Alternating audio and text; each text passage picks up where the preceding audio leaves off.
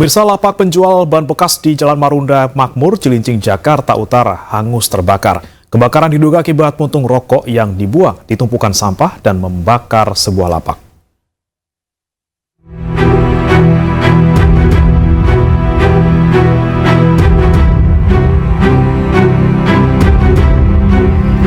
Diduga akibat putung rokok yang dibuang di tumpukan sampah, sebuah lapak penjual ban bekas dan sejumlah kandang kambing di Cilincing, Jakarta Utara hangus terbakar.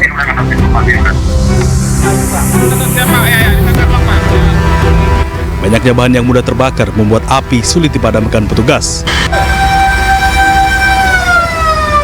Petugas pemadam kebakaran dibantu warga berusaha memadamkan api.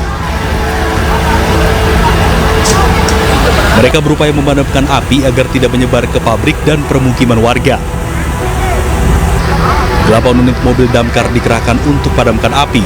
Ini terbakar adalah sebagian lapak dan sampahan. Asal muasalnya kronologi dari warga itu terjadi penyalaan di sampah cukup lumayan besar dan merambat ke lapak. Di lapak itu sendiri ada kandang kambing dan sebagainya dan barang-barang bekas. Dan saat ini kami sedang penuntasan di sisi sebelah kanan dari lapak itu adalah alang-alang yang cukup tinggi yang sudah merembet, yang sangat mengkhawatirkan adalah dia mendekati dengan perumahan dan pabrik di sebelah. Tidak ada korban jiwa akibat kebakaran ini, namun kerugian ditaksir mencapai puluhan juta rupiah. Dari Jakarta, Sofyan Firdaus, iNews melaporkan. Kebakaran melanda permukiman warga di kawasan Grogol, Petamburan, Jakarta Barat pada Kamis pagi. Seorang ibu rumah tangga jatuh pingsan mengetahui rumahnya ludes terbakar.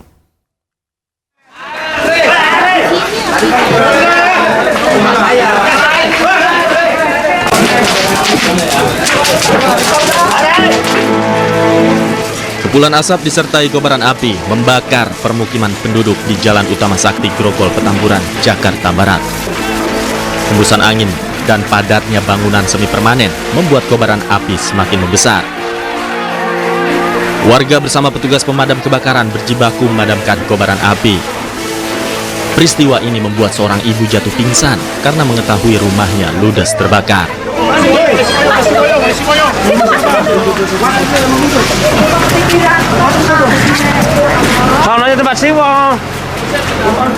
Diduga insiden ini terjadi akibat korsleting listrik dari bagian belakang rumah warga. Sedikitnya 12 kamar kos, 4 ruko, serta 9 rumah milik warga ludes terbakar.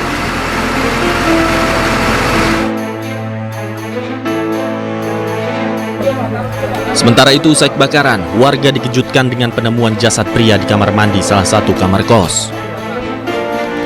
Muhammad Agi Maulana, 21 tahun, asal Bumi Ayu, Brebes, Jawa Tengah, ditemukan dalam kondisi mengenaskan. Tugas pemadam Jakarta Barat bersama BPBD langsung mengevakuasi jenazah korban. Ada satu berjenis kelamin apa kalau boleh tahu?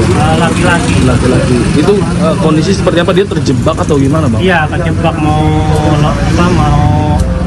ini nggak bisa. Panik lah. Panik. Mau turun nggak bisa ya? Iya, udah kejebak api besar. Saat ini jenazah korban berada di Rumah Sakit Polri Kramat Jati untuk diotopsi.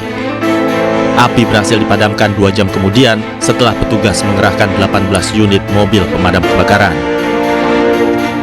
Dari Jakarta, Miftahul Ghani, iNews melaporkan.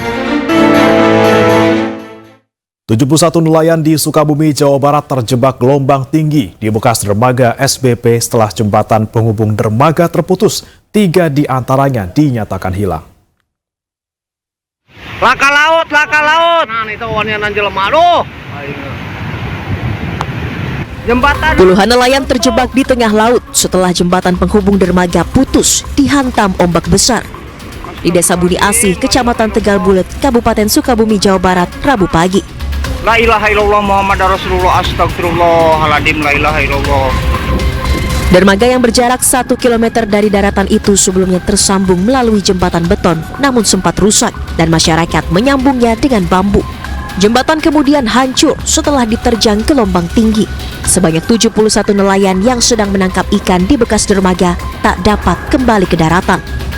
Sementara 3 nelayan dinyatakan hilang. jam 3 itu katanya airnya udah naik katanya. Mau pulang katanya nggak bisa, kejebak mah katanya gitu.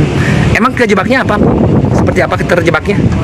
Itu airnya nggak reda-reda, itu ombaknya tinggi, nggak bisa, putus jembatannya katanya. Terputusnya jalur akses ke dermaga PT SBP yang menyebabkan 74 menjadi korban, diantaranya 71 orang masih terisolir di dermaga PT SBP dan 3 orang masih dalam pencarian.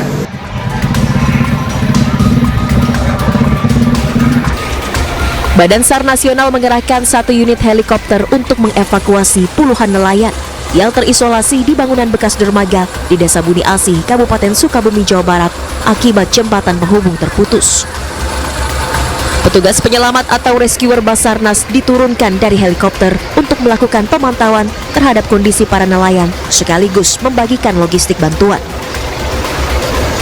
Mayoritas nelayan yang terjebak di bangunan bekas dermaga tersebut dalam kondisi kelelahan karena tidak tersedianya makanan maupun air minum sejak mereka terisolasi di bangunan tersebut.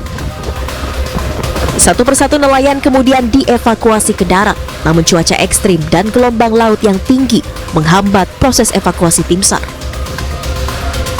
Dari Sukabumi, Jawa Barat, Budi Setiawan, iNews melaporkan. Seluruh nelayan berhasil dievakuasi oleh tim Basarnas. Meski demikian, 1 dari 3 nelayan hilang ditemukan dalam kondisi meninggal dunia.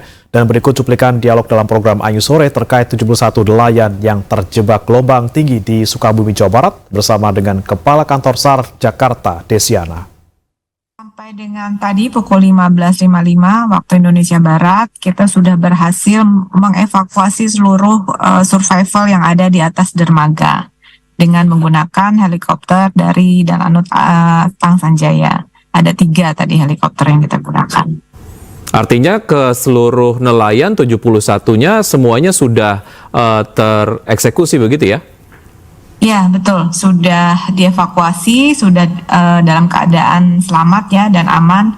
Langsung kita bawa tadi ke posko kita di Satradar. Baik, ada informasi terkait dengan nelayan yang sempat hilang. Apakah ini juga terkonfirmasi, Bu Desi? Oke, baik. Untuk yang hilang, yang 3 orang yang masih dalam pencarian, tadi pagi berhasil kami temukan 1 orang dalam keadaan MAC Delta dan sudah kami bawa langsung ke rumah duka. Tinggal kami mencari 2 lagi yang masih dalam pencarian, dilanjutkan esok hari. Artinya 1 yang hilang sudah diketemukan dengan kondisi tewas, 2 lagi belum diketemukan begitu ya? Ya, betul. Baik, apa yang akan dilakukan oleh tim SAR untuk mencari 2 nelayan yang sampai sejauh ini belum diketemukan, Bu Desi, dan boleh Anda kemudian sampaikan ataupun gambarkan kondisi di lokasi seperti apa sehingga kemudian 2 orang nelayan ini sampai dengan saat ini belum diketemukan? Oke, baik. Untuk yang 2 lagi ini karena melihat cuaca ya untuk 3 hari ini, mulai hari ini ke depan itu memang gelombangnya menurut cuaca BMKG itu tinggi. Jadi kami juga memperhatikan kondisi cuaca dan juga dengan arah angin dan arus laut juga kami sudah ngeplot daerah yang akan menjadi titik pencarian kami yang dimulai esok pagi. Dengan metode nanti mungkin pencarian dengan beberapa seru yang tersedia kita lakukan semaksimal mungkin. Terjebak mereka di sana karena kapalnya karam atau mereka sedang kondisi memancing, Bu Desi, menurut temuan Anda sejauh ini? Menurut informasi awal itu memang mereka sedang mancing ya di atas dermaga, kemudian tiba-tiba ombak tinggi sehingga itu meruntuhkan ya jembatan atau dermaga yang ada yang mereka gunakan dari daratan menuju ke tengah. Namun kalau melihat kondisinya menurut keterangan yang kami dapatkan juga dermaga itu sebenarnya sudah tidak dipergunakan lagi gitu. Jadi artinya tidak layak juga untuk digunakan. Informasi lainnya pemirsa, dilanda banjir sejumlah sekolah di Kabupaten Aceh Singkil terpaksa diliburkan. PLT Kepala Dinas Pendidikan dan Kebudayaan meminta agar pihak sekolah menggelar belajar mengajar secara daring.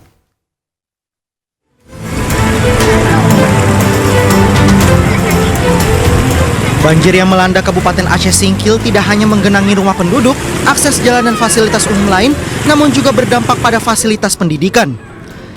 Belasan sekolah dari jenjang PAUD, SD, SMP hingga SMA pun ikut terendam banjir dengan ketinggian hampir 50 cm.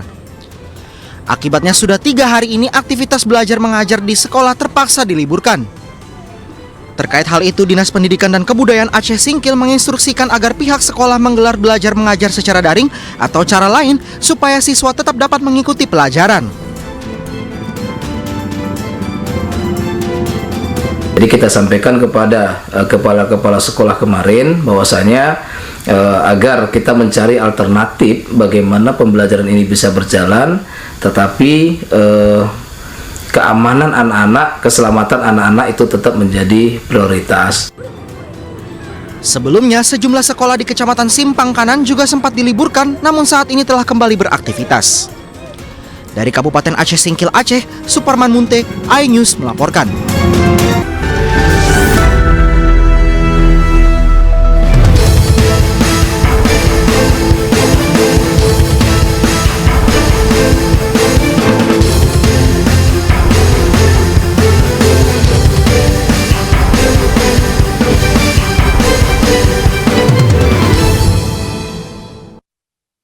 Hari ini sejumlah calon menteri dan wakil menteri menerima pembekalan oleh Presiden RI terpilih Prabowo Subianto di Padepokan Garuda Yaksa, Hambalang, Jawa Barat. Sesi ini merupakan hari kedua setelah sebelumnya sejumlah tokoh juga telah diberi pembekalan.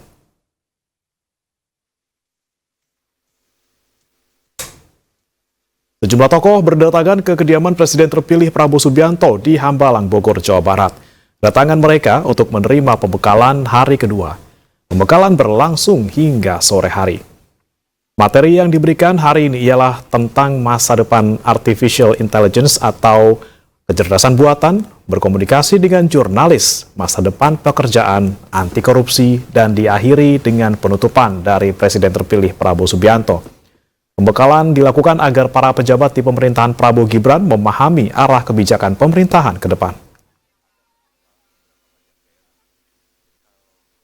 Menekankan prioritas apa yang akan dijalankan oleh pemerintahan ini ke depan, dan mendengar tadi berbagai narasumber, ada yang berbicara tentang pemberantasan korupsi dari perspektif internasional, kemudian the future of artificial intelligence AI, kemudian ada juga yang menyampaikan kisah sukses pertumbuhan ekonomi yang impresif di Dubai.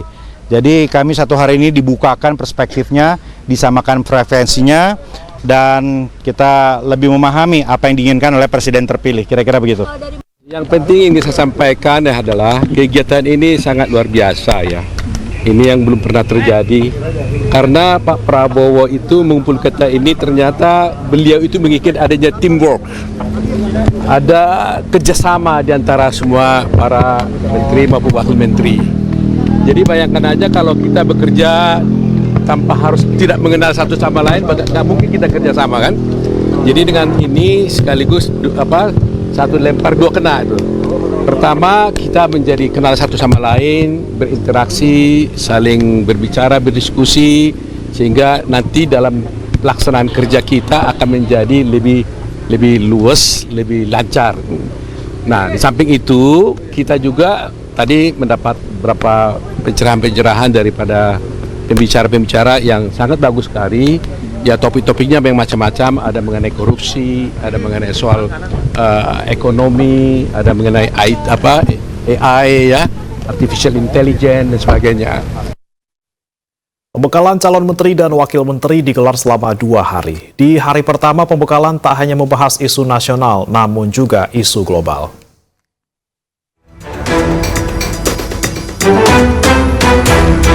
Sejumlah calon menteri dan wakil menteri hadir di pembekalan hari pertama Kabinet Prabowo Gibran.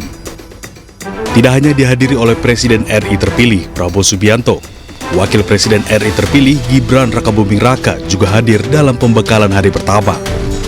Sementara Menteri Koordinator Hukum dan HAM Yusril Iza Mahendra mengunggah foto bersama Presiden terpilih Prabowo Subianto dan Wapres terpilih Gibran Rakabuming Raka, bisa mendapatkan pembekalan dari Prabowo tentang geopolitik dan kesuksesan sebuah negara. Pembekalan digelar selama 2 hari sejak Rabu 16 Oktober hingga Kamis 17 Oktober. Acara digelar di kediaman Prabowo di Hambalang, Bogor, Jawa Barat. Dari Bogor, Jawa Barat, Tim Liputan iNews melaporkan. Sejumlah ketua umum partai politik bertemu dengan Presiden terpilih Prabowo Subianto di Kementerian Pertahanan di Jalan Medan Merdeka Barat, Jakarta Pusat. Pertemuan berlangsung tertutup.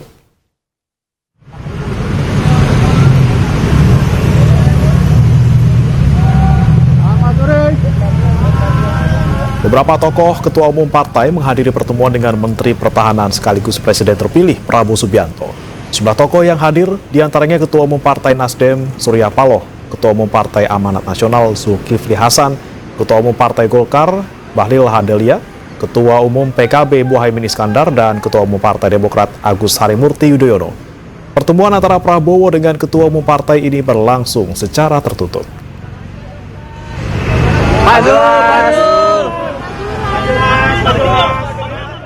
Sementara itu rencananya pertemuan Prabowo Subianto dengan Megawati Soekarno Putri akan dilakukan hari ini, tepat di hari ulang tahun Prabowo Subianto. Tak hanya Megawati, hari ini rencananya Prabowo akan bertemu dengan SBY.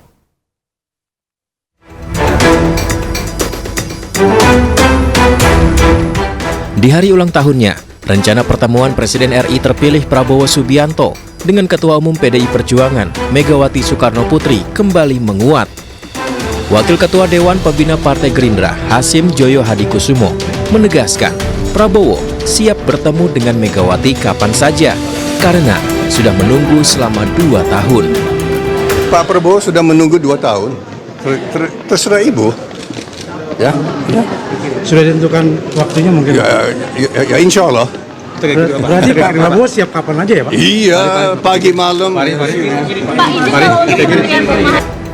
Hingga kini, Ketua DPP PDI Perjuangan Puan Maharani belum memberikan kepastian kapan pertemuan kedua tokoh nasional ini. Meski begitu, ia mengucapkan selamat ulang tahun kepada Presiden RI terpilih Prabowo Subianto. Insya Allah, dan pada kesempatan ini saya ingin mengucapkan selamat ulang tahun kepada Pak Prabowo. Semoga selalu sehat, panjang umur, bisa memimpin Indonesia menjadi Indonesia yang lebih baik. Ya insya Allah. Kalau Pak Prabowo-nya kan pastinya mungkin sibuk dengan keluarga, jadi insya Allah. Sementara itu, usai mengantarkan undangan pelantikan kepada Yusuf Kala kemarin, Sekjen Partai Gerindra Ahmad Muzani membocorkan pertemuan Prabowo dan Megawati diusahakan akan digelar hari ini. Prabowo Subianto juga akan bertemu dengan Presiden ke-6 RI Susilo Bambang Yudhoyono. Saya mendapatkan informasi insya Allah besok dengan Pak SBY jam 17. Insya Allah. Saya akan konfirmasi malam ini dengan Ibu Mega. Mudah-mudahan besok juga sekalian. Sebelumnya Prabowo Subianto dan Megawati Soekarno Putri disebut-sebut akan mengadakan pertemuan sebelum pelantikan Presiden dan Wakil Presiden terpilih pada 20 Oktober 2024. Tim Liputan iNews melaporkan.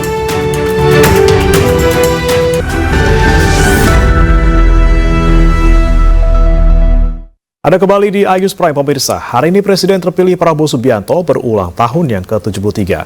Sejumlah karangan bunga ucapan selamat ulang tahun pun berjejer di kediaman Prabowo Subianto di Hambalang, Bogor, Jawa Barat.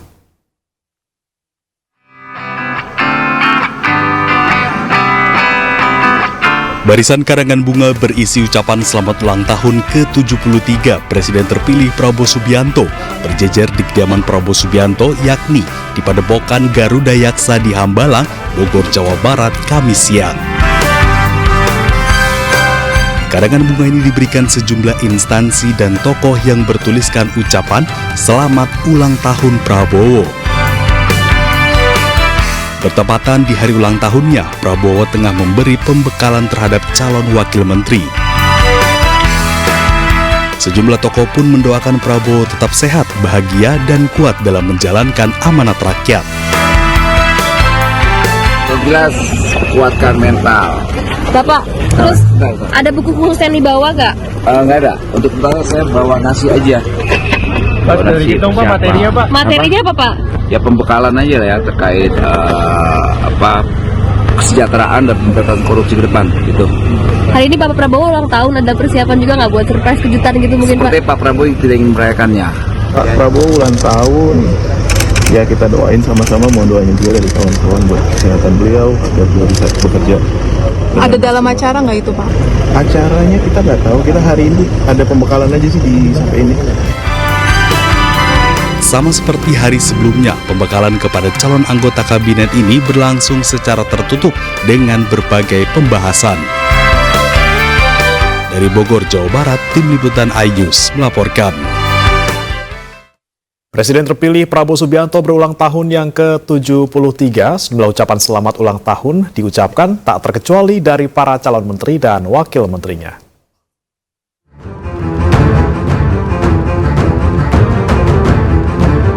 Di sela-sela pembekalan para calon menteri dan wakil menteri, Presiden terpilih Prabowo Subianto mendapatkan kejutan. Para calon menteri dan wakil menteri menyanyikan lagu selamat ulang tahun saat Prabowo memasuki ruangan untuk memberikan pembekalan. Terlihat sejumlah calon menteri dan wamen yang hadir dalam pembekalan, antara lain Mutia Hafiz, Giring Ganesha, Taufik Hidayat, hingga Otto Hasibuan.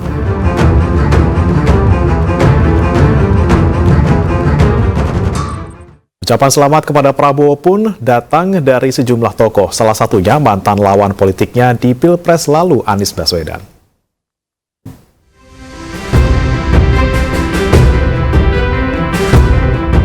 Karangan bunga ucapan selamat ulang tahun berdatangan di depan kediaman Presiden terpilih Republik Indonesia Prabowo Subianto. Tidak hanya karangan bunga, ucapan selamat pun disampaikan melalui media sosial. Menariknya, mantan lawan politiknya di Pilpres 2024 Anies Baswedan mengucapkan selamat ulang tahun untuk Prabowo. Ucapan diberikan melalui akun media sosialnya. Ucapan selamat juga diberikan oleh para calon menteri kabinet Prabowo Gibran. Erick Thohir, calon menteri yang saat ini menjabat sebagai Menteri BUMN, mengucapkan selamat ulang tahun melalui akun media sosialnya. Tidak lupa Erick memberikan doa untuk kesuksesan pemerintahan Prabowo Gibran. Selain Erick Thohir, Agus Harimurti Yudhoyono juga mengucapkan selamat ulang tahun untuk Prabowo melalui akun media sosialnya. AHY juga mendoakan pemerintahan Prabowo berjalan lancar. Menteri Keuangan Presiden Joko Widodo sekaligus calon Menteri Kabinet Prabowo Gibran Sri Mulyani juga mengucapkan selamat kepada Prabowo Subianto. Doa terbaik untuk Presiden terpilih RI disematkan oleh Sri Mulyani. Sementara itu, calon Gubernur Jakarta nomor urut 1 Ridwan Kamil juga memberikan ucapan selamat ulang tahun kepada Prabowo. RK memberikan doa dan harapan terbaik pada hari ulang tahun Prabowo. Atas nama pribadi, atas nama semua yang ada di lingkungan saya, mengaturkan selamat ulang tahun untuk Pak Prabowo Subianto. Panjang umur, sehat selalu, semoga selalu dalam keberkahan, dalam keselamatan, dalam kemuliaan, dijauhi dari mara bahaya, dan sukses menjadi Presiden Republik Indonesia ke-8 dengan Mas Gibran juga. Tapi khusus Pak Prabowo saya doakan sehat, sukses lahir batin. Tidak ketinggalan, selebritas yang juga calon anggota kabinet Prabowo Gibran, Raffi Ahmad, juga mengucapkan selamat ulang tahun kepada Prabowo. Raffi memposting foto dirinya bersama keluarga.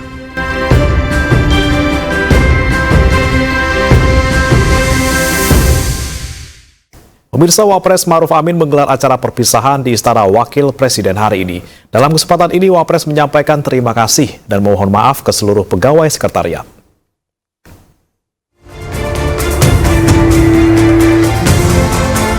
Hari ini Wakil Presiden Ma'ruf Amin ditemani istrinya Wuri Ma'ruf Amin menggelar acara perpisahan menjelang purna tugas di Auditorium Istana Wakil Presiden. Dalam kesempatan ini, Ma'ruf Amin menyampaikan permohonan maaf dan meminta seluruh pegawai Sekretariat Wakil Presiden, staf, hingga awak media peliput kegiatan RI2 untuk berjuang dan membantu Wakil Presiden yang baru dengan sepenuh hati. Sekali lagi mohon maaf dan selamat berjuang bersama Wakil Presiden yang baru.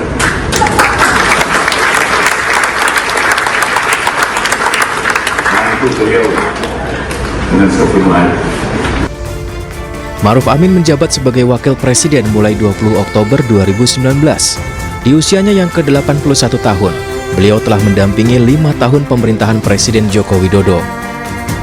Wakil Presiden Ma'ruf Amin telah mengelilingi 38 provinsi dari Sabang sampai Merauke, memastikan program pemerintah telah dirasakan rakyat secara merata. Pemerintah juga terus berupaya mengembangkan sektor ekonomi dan keuangan syariah nasional.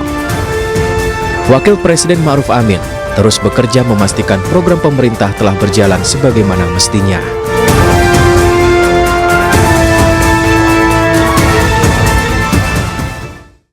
Jelang pelantikan Presiden 2024, TNI Angkatan Udara menggelar apel keamanan di Pangkalan TNI Angkatan Udara Halim Perdana Kusuma, Jakarta. Apel diikuti ratusan pasukan dan menampilkan sejumlah alutsista.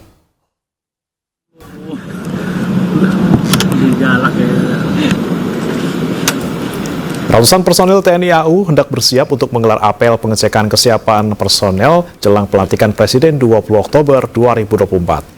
Apel digelar untuk pengecekan kesiapan personel dan alutsista dalam rangka PAM pelantikan Presiden dan Wakil Presiden 2024. Apel melibatkan sejumlah pasukan khusus mulai dari Kopasgat hingga Aircrew TNI Angkatan Udara. Kegiatan ini juga menampilkan beberapa alutsista termasuk pesawat tempur F-16, pesawat angkut CN-295, dan C-130 Super Hercules. Apel dimulai pukul 8 waktu Indonesia Barat dan dipimpin oleh Pangko Ops Dunas Marsekal Madya TNI IR Teddy Rizali Hadi. Kita melaksanakan apel kesiapan. Apel kesiapan baik personel maupun alutsista TNI Angkatan Udara dalam rangka pengamanan PPIP, pelantikan Presiden dan Wakil Presiden yang akan dilaksanakan pada tanggal 20 Oktober 2024. Atas seizin Kepala Staf Angkatan Udara, ini sudah ada direktif dari Panglima TNI, besok akan dilaksanakan apel gelar kesiapan pasukan di Monas. Nah, sebelum pelaksanaan apel gelar di Monas, TNI Angkatan Udara mengecek seluruh kesiapan. Tadi rekan-rekan media juga mendampingi kita menyiapkan satu flight pesawat F-16.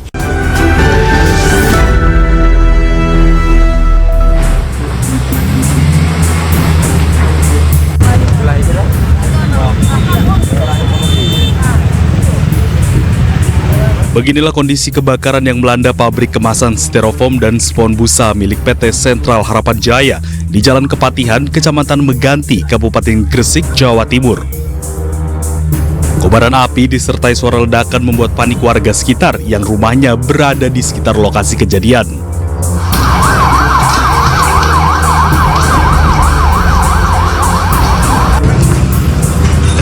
Apinya semakin membesar, Pak. Tolong secepatnya ini, Pak. Kuatnya hembusan angin dan banyaknya material mudah terbakar di dalam pabrik membuat api dengan cepat menyebar dan menghanguskan bangunan di sekitarnya.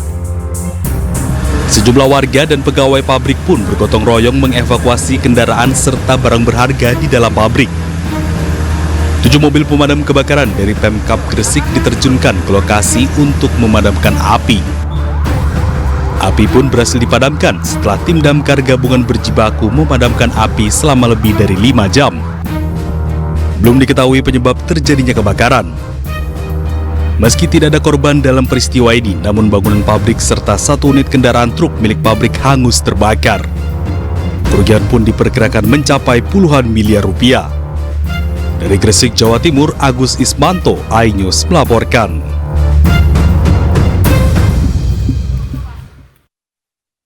Diduga akibat ledakan powerbank, sebuah gudang mesin pendingin bekas di Cengkareng, Jakarta, ludes terbakar. Tidak ada korban jiwa dalam peristiwa ini.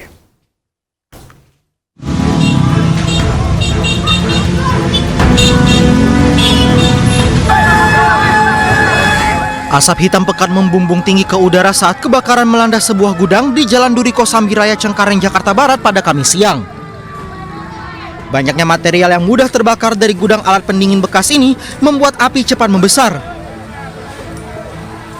Puluhan petugas pemadam kebakaran yang tiba di lokasi bergegas memadamkan api. Diketahui kebakaran berawal saat seorang pekerja tengah mengisi daya powerbank dan meledak hingga menimbulkan percikan api yang menyambar bahan mudah terbakar. Setelah sampai di TKP kita koordinasi dengan saksi bahwa saksi menceritakan kalau dia sedang mengecas powerbank. Dari powerbank itu dia ada ledakan, dan ini saksi yang kedua dia juga menceritakan kalau itu ledakan terjadi dari awal mula api dari powerbank. Tidak ada korban jiwa dalam peristiwa ini. Sementara itu, pihak kepolisian memasang garis polisi dan mengamankan pekerja gudang serta barang bukti penyebab kebakaran.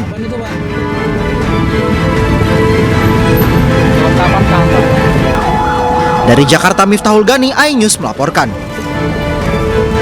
Dan informasi ini pemirsa sekaligus menutup iNews Prime hari ini. Cuplikan tayangan berita iNews dapat Anda saksikan di kanal YouTube @officialiNews. Dan saat lagi rekan saya Baby Kristami akan hadir dalam program iNews Malam. Saya Bremana Tenaya dan juga kerabat kerja yang bertugas undur diri. Selamat malam, terima kasih. Sampai jumpa.